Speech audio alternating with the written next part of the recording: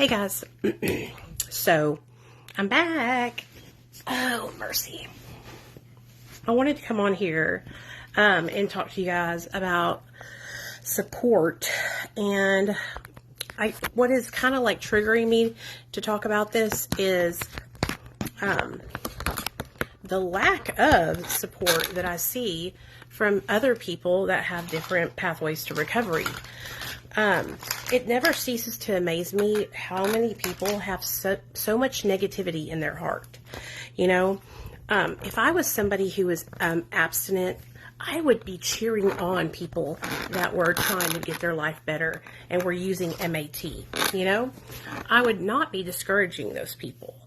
At least that's what I was taught in the program, is to be there to support people and love people where they're at, you know.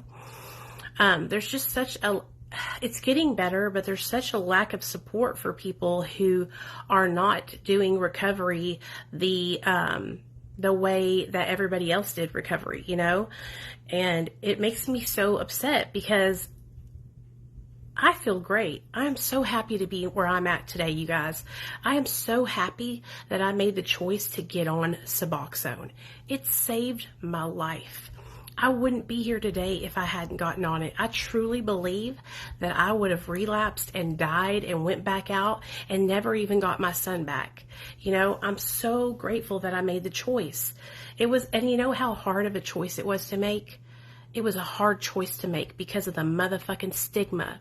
The stigma that people who are in recovery perpetuate. And that's what makes it so hard for me to understand, because I would never, ever try to tell somebody that they weren't in recovery. I would never say something to them to downgrade their sobriety. Thanks, Tina. Hey, girl. Hey, George. I would never do that. Like, it doesn't even come when I scroll past videos, right? And let's say a video that I think is stupid, right? Guess what I do? I keep it scrolling, honey. I keep it scrolling. It never ceases to amaze me how many people, it's like they just have to say it. They just have to get it out there, you know.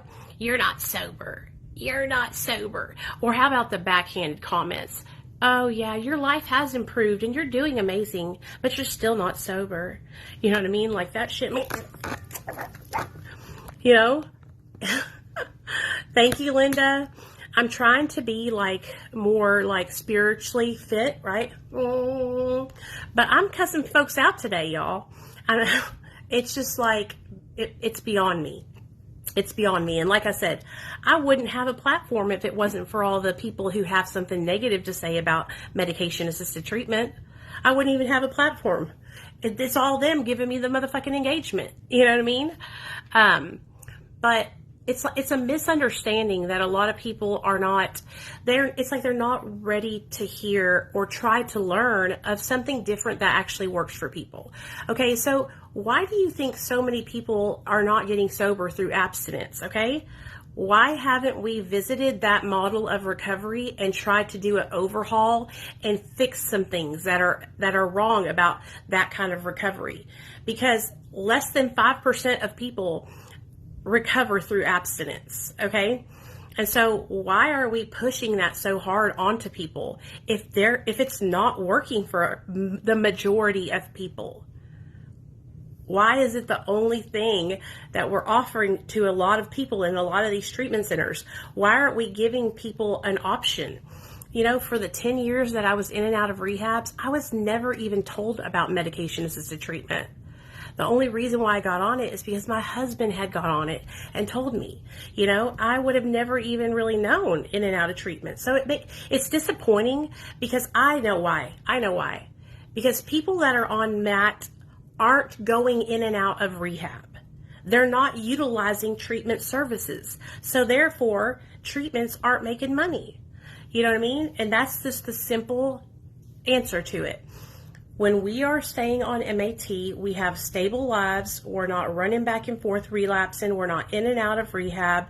And a lot of people are trying to make money off of addiction and trying to, you know, and they'll do it no matter what. Not with good morals and not with a good heart. They're trying to do it in an evil way. And so it makes me so mad. But anyways, of course, I was scrolling. Hey, Opal. Hey, Erin. Hey, Sonia. I was scrolling my reels, and I noticed some comments from some people. And I had been really giving this one guy some extra chances, and I just finally blocked him. I try to give people chances. But after a while, it's just like your comments, if they're not supportive and helpful to people, then why do I need to leave them in there? Oh, I'm at my mother-in-law's house, but it's great. It's great. I'll be here until, our Wi-Fi is not hooked up yet, so we haven't had any TV or anything, and you know how that is with Nathaniel. But it's great. I love it. I got to hold my brand new, oh, that's awesome, Tina. I think it's your phone, Sonia.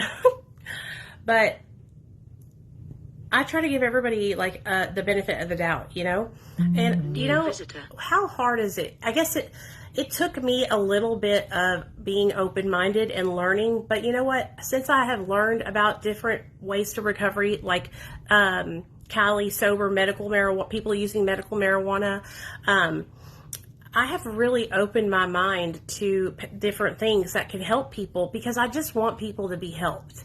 I just don't want people to die from the disease of addiction, and I think that should be the just baseline. We just don't want people to die. And if smoking the ganja helps them stay sober and not put a needle in their arm and not fucking lose their kids to CPS and not lose their job, then why aren't we celebrating those people? And so that's why I feel like it's important to talk about it and make videos and let people know that, I'm not going to put up with people talking any type of way on my channel. I'm not going to allow people to, bash people because their sobriety looks different than theirs. It just really makes me sad. And it makes me sad because it makes me realize how much hate there is, in the world. Anyway. When I have a lot of friends that are abstinent, and they've never felt the need to tell me that I'm not sober. Never, and I thank God for those people, because you don't know what a person what they're going through. You saying that to somebody could be the very thing that is like the icing on the cake for them, Hey, Jacqueline. Thank you. Hey, Kathy. I appreciate y'all being here. So I don't want to rant and rave about that, but it just makes me a little sad, People need to do better, for sure. And there needs to be more support out there for MAT program, for people that are in MAT programs, for people that are Cali sober. There needs to be more support for them, not just like a couple of places, and that's what I feel like. It's like there's not a lot of places where are super supportive. And also, it's not trendy to be like supporting all pathways. Like, you either really support people or you don't.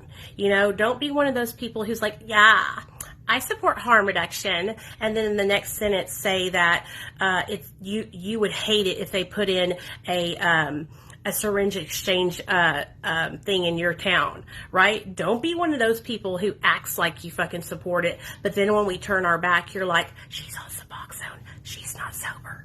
Because there's a lot of people like that I know, straight up, a lot of people. That's not, if you are going to be some way and you want to be that way, at least be fucking real about it, Stand in your truth and fucking get gone. But anyway, being on MAT has saved my life. I wouldn't be sober or here today probably if I didn't get on it. And so I hope that me sharing my story helps you guys that are struggling with thinking that you're not in recovery or feeling guilt and shame because you had to get on MAT. Because I know exactly how it feels. I was very embarrassed that I had to get on Suboxone. Hey Christy, hey Steph, hey Carrie, what's up girl? Hey Valerie. I was really embarrassed that I had to get on Suboxone. I felt like shit.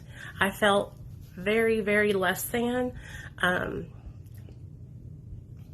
I just felt like shit, and the reason why I felt like shit was because the only way of recovery that I was ever shown was one way to recover.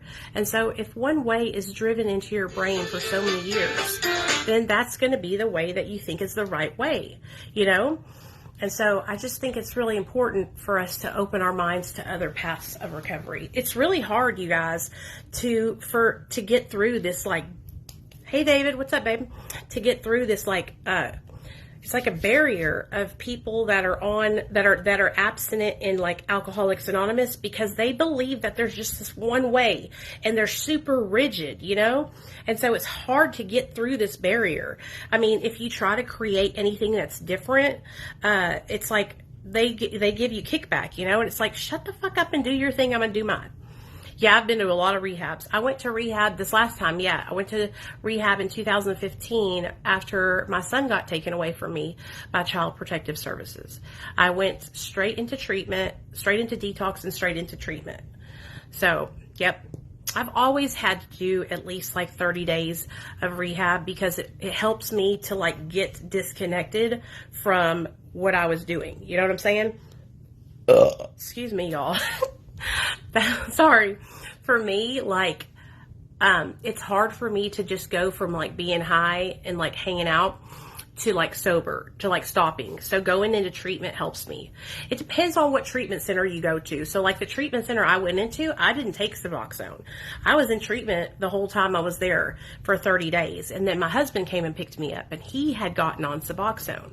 And so, I went like a week without taking any Suboxone and I was struggling. And I was struggling because I knew my husband had Suboxone too. And I was like, damn, motherfucker. You know, I'm a drug addict and me and my husband are codependent on each other. And so I knew in my heart of hearts that I was going to take his medication. Do you know what I'm saying? And so I had to be honest with myself. And so this is another reason why I struggled, because I felt like, well, if I wasn't with him, maybe this wouldn't be happening and I wouldn't need to get on Suboxone. Do you know what I'm saying? Because I wouldn't have it around me and it wouldn't be a temptation to go and grab it. Now listen, going and taking Suboxone when you don't have anything in your system, like that's when you're going to feel it. Now that I'm on Suboxone, I've been on it for so long, it's like taking vitamin C every morning.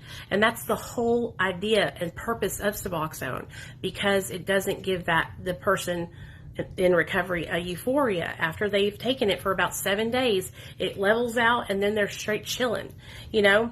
And so that's why so many clinics and doctors and everywhere is moving from methadone to Suboxone. No offense against methadone, but you know what I'm saying? That's why a lot of them are moving from the old school way to Suboxone, you know? Sometimes I think like maybe, well, what if Neil wasn't there? Would I have chose differently, or would I have gotten on subs? You know, I don't know. If my past tells me what I would have done, my past tells me that I would have gotten into AA, done the 12 steps, gotten about 6 to 9 months sober, and then relapsed, because that is what has happened every single time before that. Do you know what I'm saying? And so that's what hey Xavier, that's what I had to, hey Kelly, to tell myself. I had to like, the doctor, he said, what have you always done? Like, tell us about your past experiences, like in recovery and going to treatment. So I did. And I had over and over and over again, I got to the same point, 6 to 9 months of sobriety. And so I don't know what it is about 6 to 9 months of sobriety for me, but I just threw it all away like so many times, you know? So I think that, you know, it ended up changing my life, and the story, it is the way it is. And now I can't change it. And so I'm glad that I did, because I've been able to be like stable, you know, and I struggle with mental illness and, you know, super bad depression. And so it helps me a lot.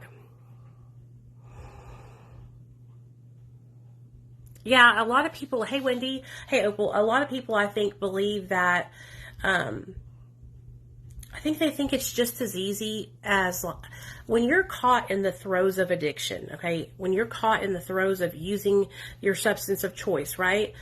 The way that that drug affects your brain is it affects your impulse control and the decision making, the choices that you make, right?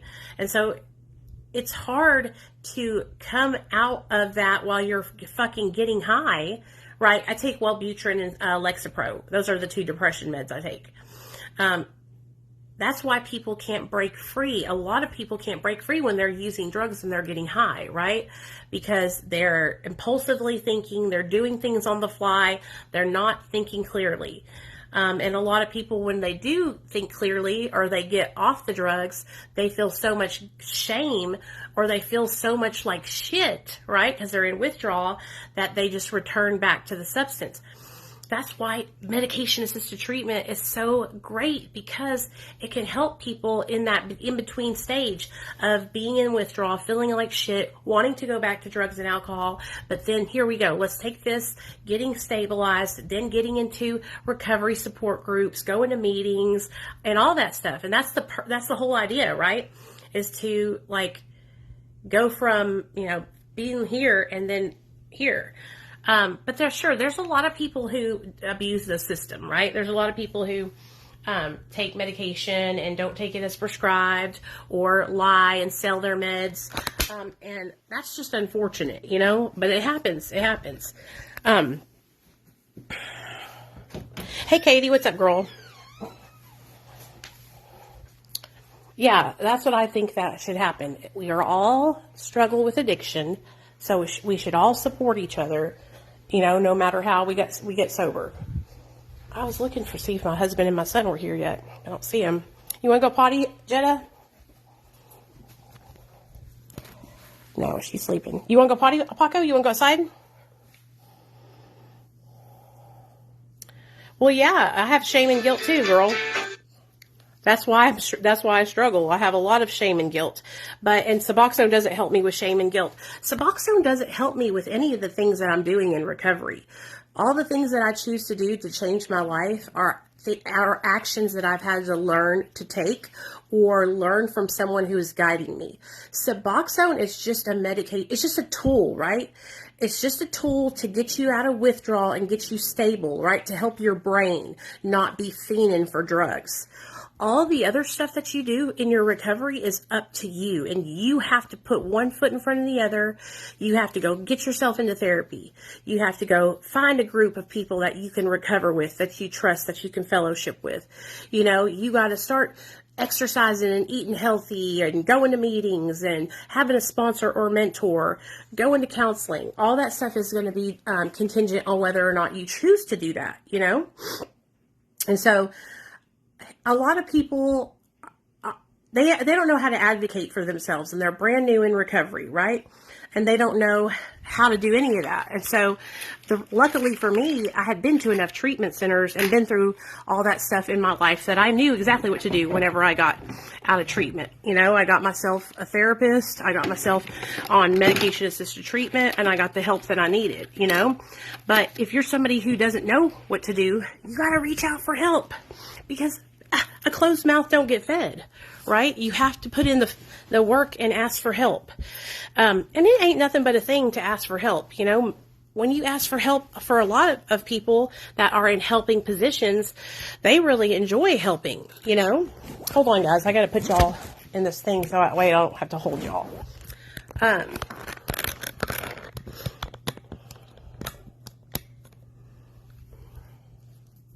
Yeah. And so there's, I'm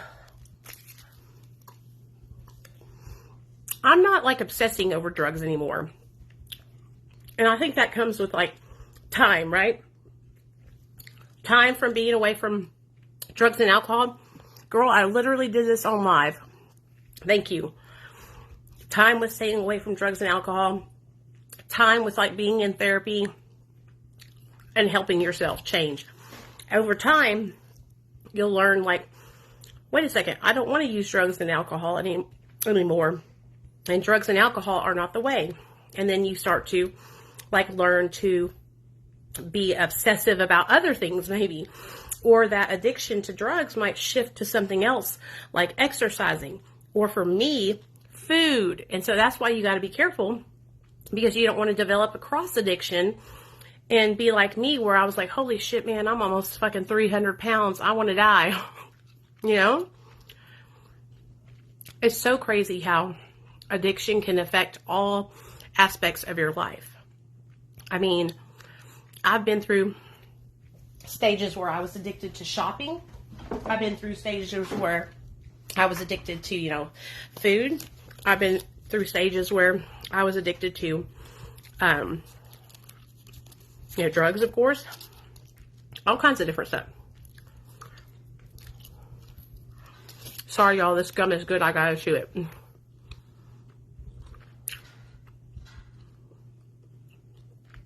Somebody said the hardest thing because of my weight. Yeah. So I just made a video on TikTok about meth and weight gain. Hey, Eileen, what's up, girl? I'm glad you're here. That's a long ass time to be sober, girl. I'm proud of you.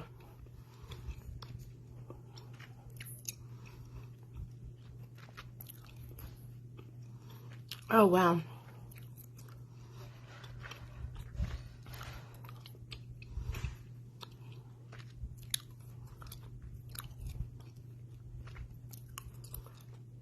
Oh my God, you're so amazing to be able to be her caregiver. That's amazing. Your daughter, oh my gosh, y'all need to read that lady's story. Eileen, that's really sad that happened, but also it's really awesome that you're able to be there for her and take care of her because you're sober. If you weren't sober, oh shit, she'd be fucked, you know?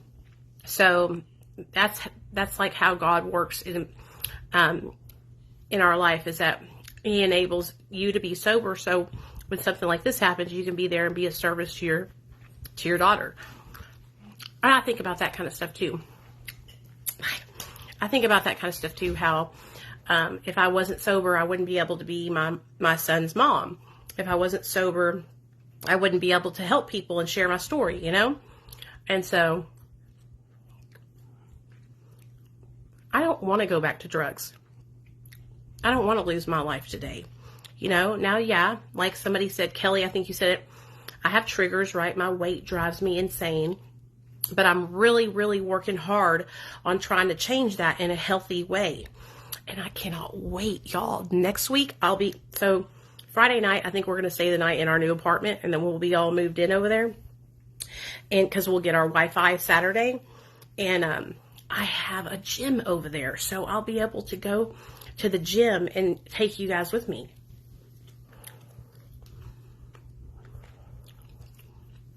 And I was talking to the office manager of our apartments, and I was telling her about my social media, and I gave her my social media, of course, and told her to come follow me. And I made a friend, y'all.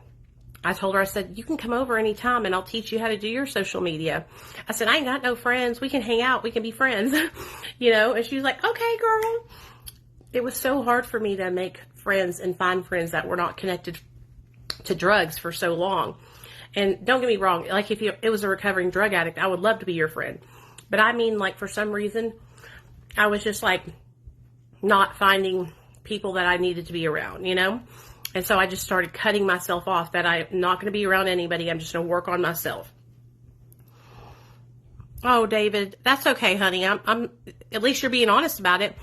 And, you know, listen to me, that's something that I cannot relate to because my mom and dad, they're still married.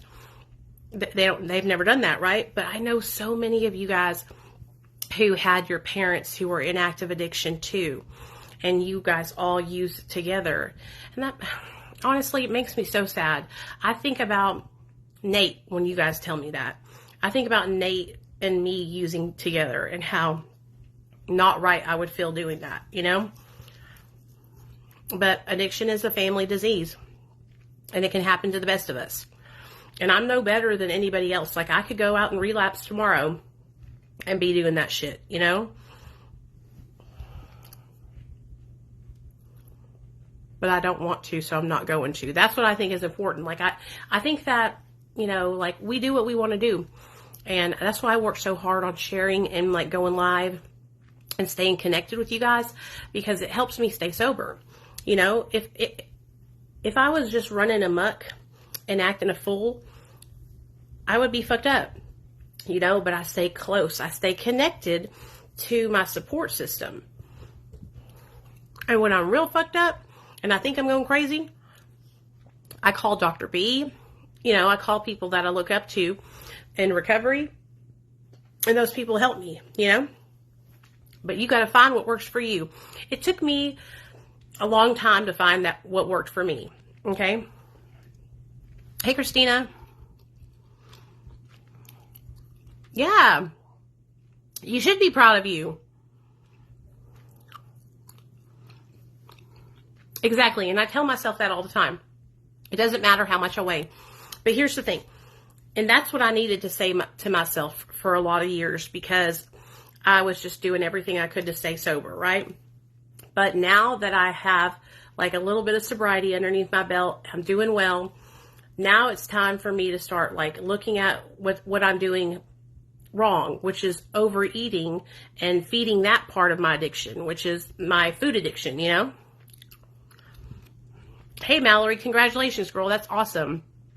Just keep on it, dude. Stay plugged in. You'll be fine. I promise you. It's a lot better than getting fucked up.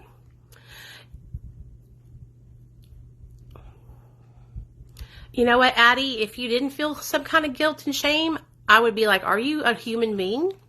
You know? So I totally understand. And Christina, that's why I share my stories, because people that are on MAT need to know that you can be just as proud to be sober as the next motherfucker, okay?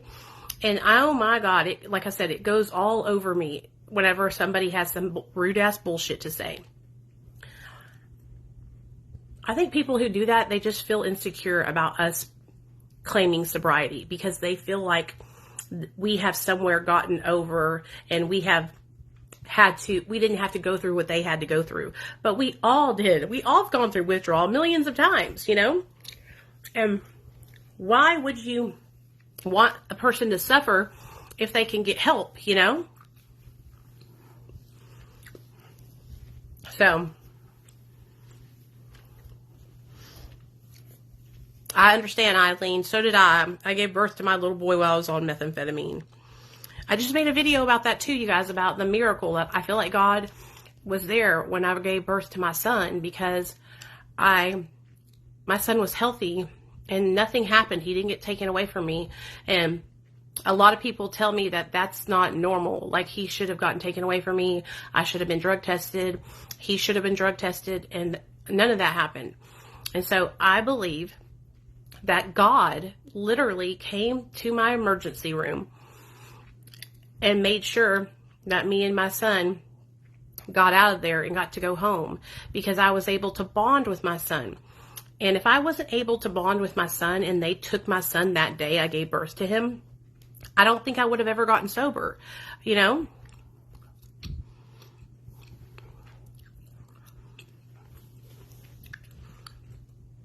You can't, like, I feel guilty for shooting my sister up, right?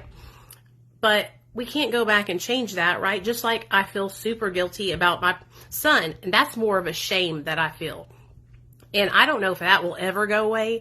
Like, I've forgiven myself for all the other stuff, but my son has been something that I've held on for many, many years. And I still haven't been able to forgive myself. And I still get very, very emotional when I get into really talking about it, you know?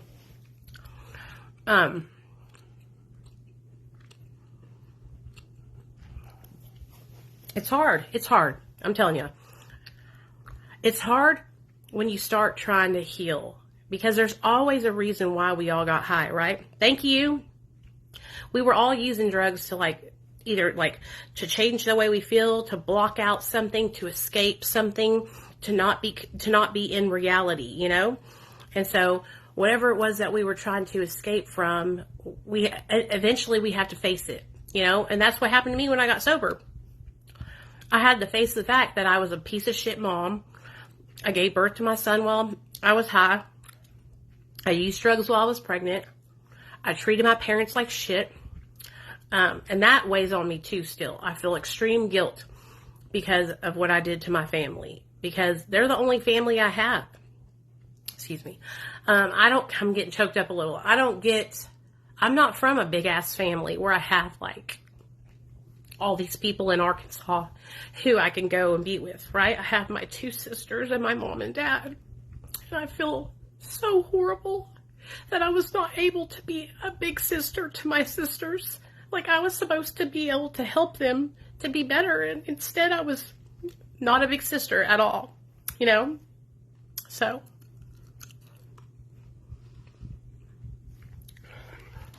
damn it. Especially with my baby sister, Christine, because she needed me to be a big sister to her.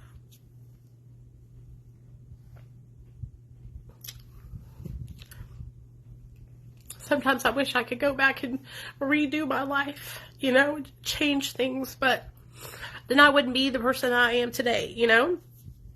I wouldn't be in the position that I am today, you know? April off of 30 years, Annex.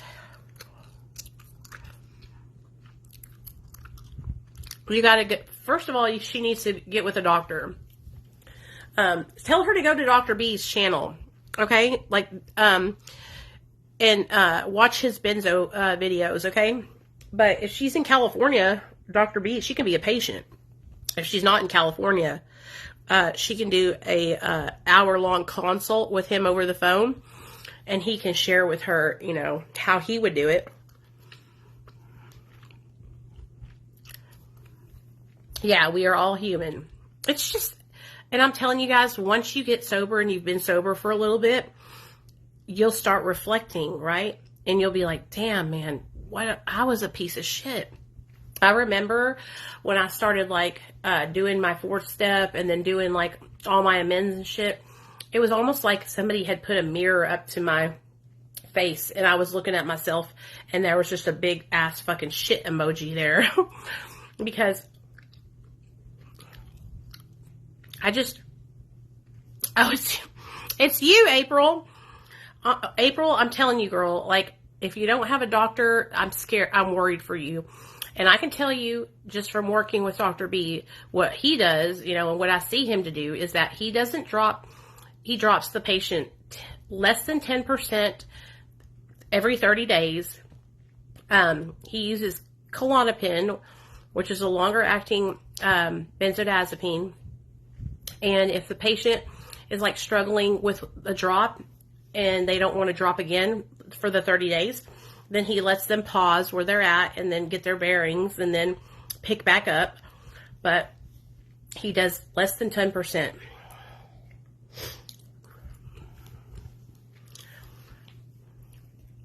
Benzos are just difficult and they make me scared because we had a friend of mine that was in here and she was telling us that she jumped off her benzos, right?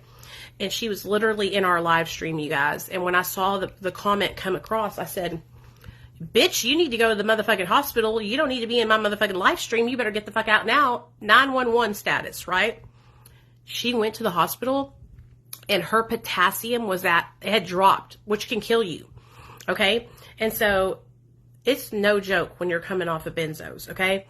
So really be easy with yourself and go really slow and just slow.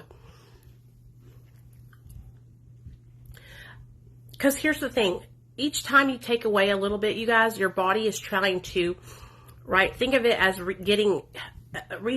your body's trying to get back to the way it was, you know, at that dose. But it can't, so when you go down, it has to reacclimate to that dose. And reacclimate. And reacclimate. That's why people like that try to go down every week or 2 weeks or 3 weeks. You can't do that. That's way too fast, man. You're going to fuck your shit up.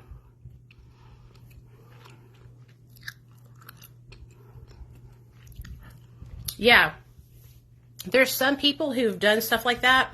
And like for me, getting pulled off of benzos cold turkey, like I am extremely lucky that I didn't die from that, you know? And the treatment center I was in is too, because they could have got their asses in trouble. But get with a doctor. If you can find a doctor that will work with you, I would really highly recommend it. I mean, every time that I came off benzos back in the day, they would just put me in detox for 5 days. But nowadays, they don't do that as much anymore. They like know that benzos are super duper dangerous and they don't taper people that fast. Yeah.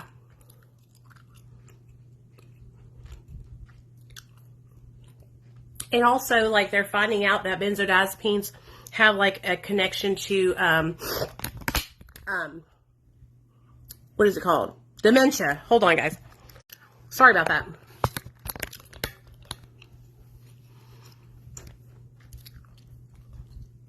I mean, yeah, benzos are tough. A lot of you guys reach out to me because you're trying to come off of meth. And for me, I believe that methamphetamine is like really hard psychologically, right? Like my mind really wants it. But like as far as withdrawal goes, it's like more of a like I'm tired, I'm antsy, I'm irritable, I'm restless, I'm discontented, that kind of thing. But I can handle that, you know. Let me get some ice water. But y'all know, like I always tell y'all, I ain't no doctor, okay? Excuse me, why am I burping so much? I hadn't even ate nothing. I'm no doctor. Please, please, please talk to a doctor that is like profession does this. That's why I tell y'all to call doctor or to message Dr. B, because he is a professional when it comes to benzos.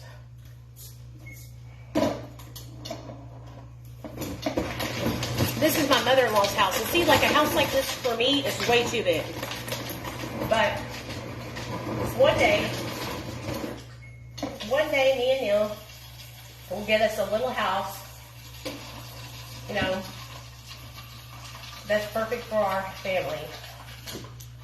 This is a damn mansion. Way too big.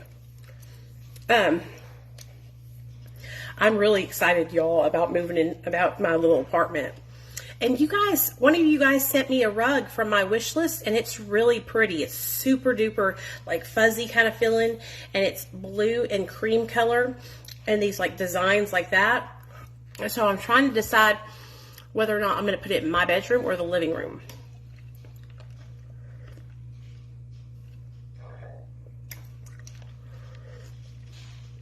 Neil? What the hell?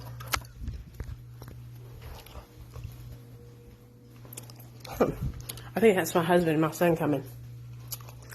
But Neil's off work tomorrow.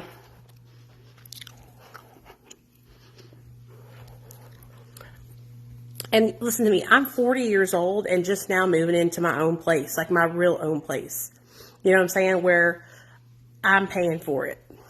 Well, I was paying for the house that I lived in before, but you know what I mean. That house wasn't my house. That was my mother-in-law's house. And we rented it from her. So I hope by seeing me kind of like slowly get my life together, I hope that helps you guys, you know. Because that means that if I can do it, you can do it. I have to pee, sorry. Anybody can do it, you know. I remember... you know, when I had like a year sober, it seemed like I would never get my life together. And it was really it was really discouraging for a really long time. But the longer I stayed sober and stuck with it, the better it got. Oh my God, I had to pee so bad, you guys. I've been drinking a lot of water. Oh, hell yeah, I am, Katie. You must be new here. You must be new here.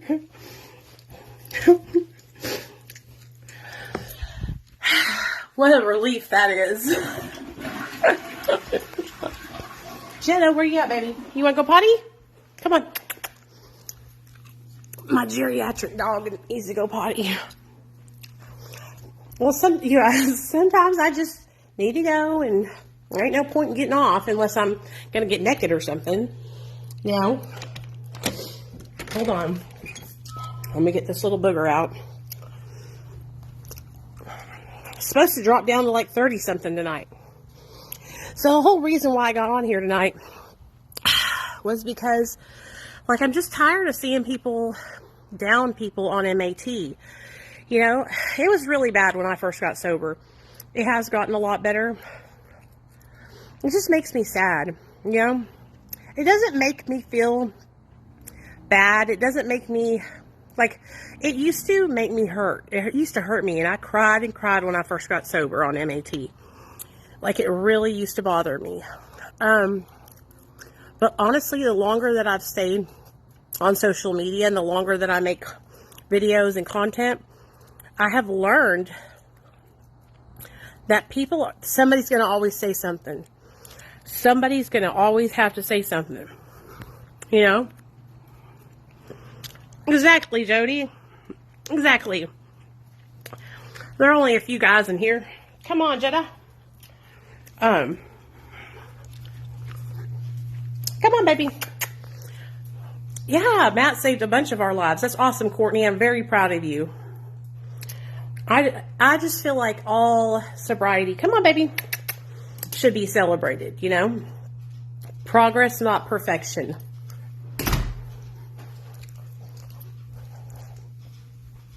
And I'm also not so judgmental and closed-minded to think that all people are going to recover one way. But there are people that truly believe that just one way is the only way.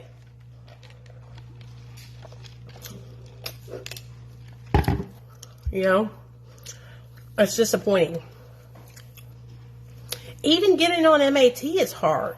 It's a hard decision to make.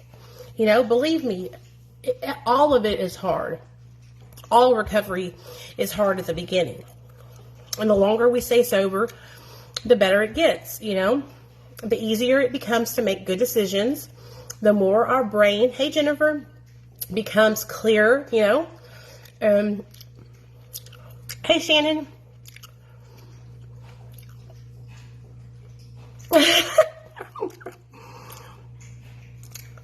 They saved my life. Yeah, exactly.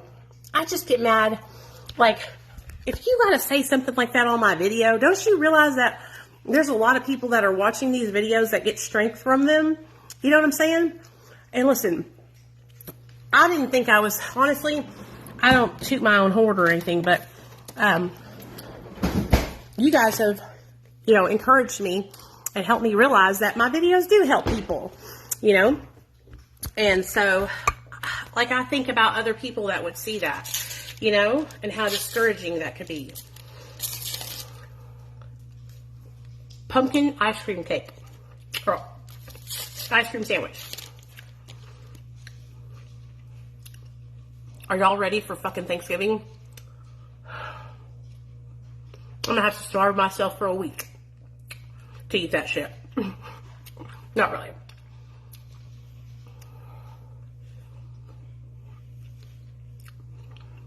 Good. That makes me happy, Jennifer. I'll tell you this. You guys, we used to have the bomb ass meetings. I gotta get back to doing it. I need to get focused. Do one good poppin' meeting a week where I go live. People can come up and share. Dude, we used to do it on YouTube, and 50 to 100 people would be in there.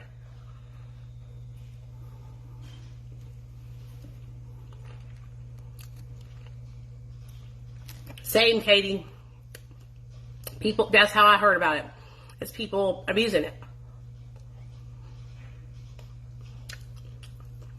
And so, that's why I think a lot of people might have a bias, you know?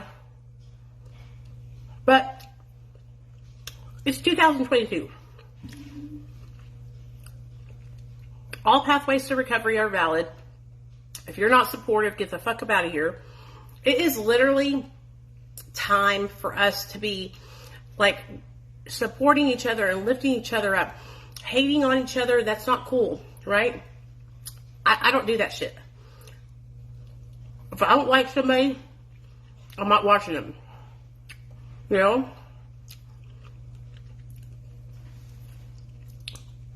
I can't, people hate watch people. They do it to me all the time. They literally hate me, but they watch me.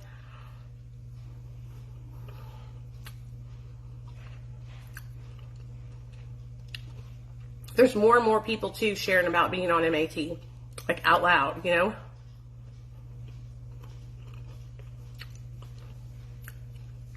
Like, look at Trashly on TikTok. She's got over 1 million followers. You know?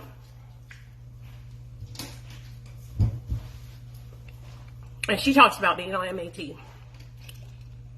So,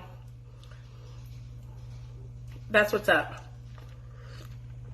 Never be ashamed of what helps you get to where you're at. Never.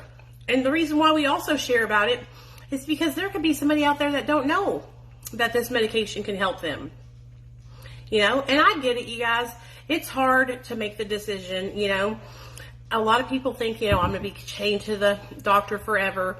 you don't have to be. You can take the medicine and then taper off. You can use it for a little bit, like maybe a short term. It's totally up to you, you know? Don't let those kind of thoughts get in the way. If this is going to help you to change your life and get sober, then just do whatever you got to do, man. You know, do whatever you got to do. But anyways, I love you guys. I'm going to go fight some trolls in my comment section. And I need to call Neil and Nate and see where they're at, because they went to go do some Xfinity stuff, and I get worried after a while, you know? I get worried about my husband and my son when they're out together. They be up to no good. But you guys, I really appreciate y'all's support. It means the world to me, dude. And like I said, I'm not better than anybody. Like, please understand this when I tell y'all. I'm not some fucking celebrity. I'm not somebody who's, you know, better than you. I'm not somebody who you should look up to. I'm literally the same as you, okay? Excuse me. Don't put me on no pedestal, okay? Because the minute you do that, I'll fuck some shit up. And then we'll all be upset. So I'm just a drug addict trying to stay sober one day at a time, okay? I'm just trying to stay sober one day at a time, and I'm literally just talking to you guys about it. You know, I can make a mistake tomorrow and be out the door. Hell yeah. April, you have permission. Oh, that's what I'll tell you guys. So you guys have permission to pop off in my comment section if there's a troll being nasty in there. But use discernment, okay? Don't say nasty things.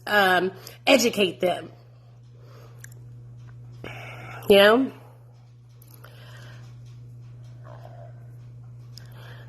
And I'm just trying to tell you guys that, like, okay, let me give you an example, okay? There have been people that I, like, really looked up to, right, in sobriety. And then what happened was they did something that made me really, like my sponsor. Let me tell you all the story. She ain't my sponsor no more. My sponsor had, like, 32 years of sobriety. We were out eating lunch one day at Cracker Barrel. And there was a black guy as our server. And when he sat my food down, I said, "Thank you, babe." Well, when he walked off, she said, "Don't call him babe." And I was like, "Why?" And she's like, "We're not the same as them."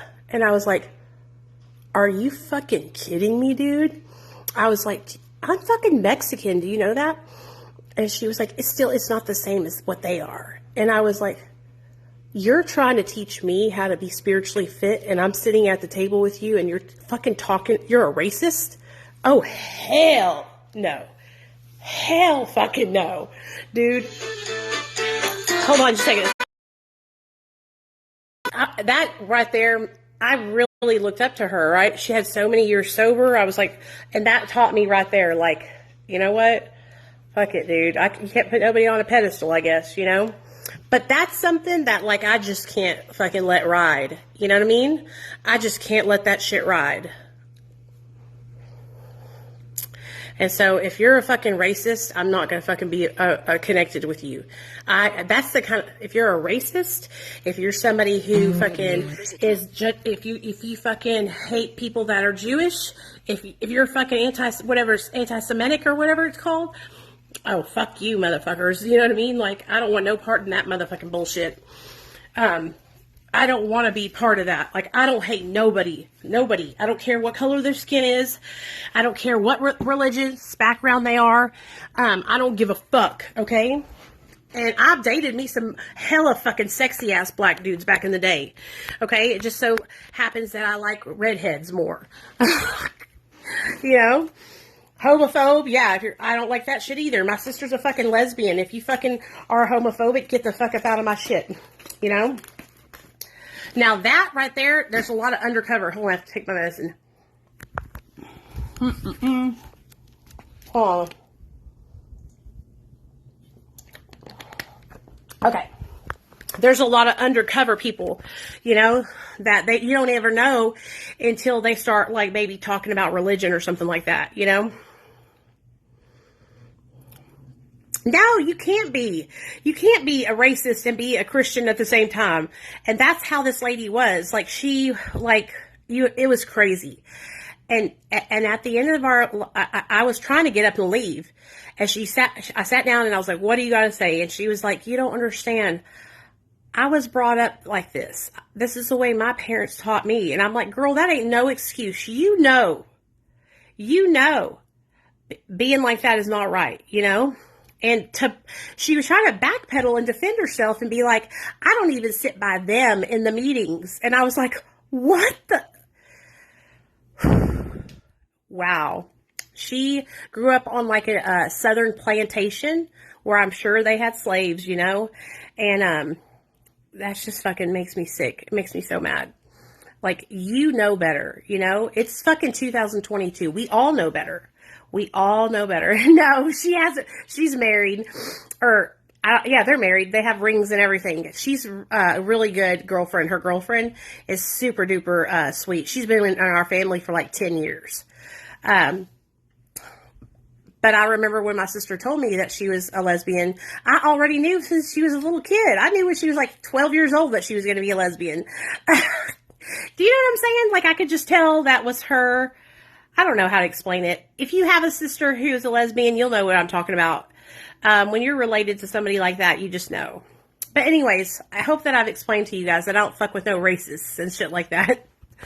I love you guys. I'm going to wash my makeup off and chill out, lay down in bed and relax, okay? I really appreciate you guys supporting me, and thank you to everybody that sent something off my wish list. I really appreciate it. And you don't have to, if you don't want to, don't think you have to. I'm just telling people who did that I appreciate it, but you don't ever have to, okay? And I really, really, really appreciate you guys supporting me and believing in me and supporting me. And that's it. I love y'all. Good night. Be good.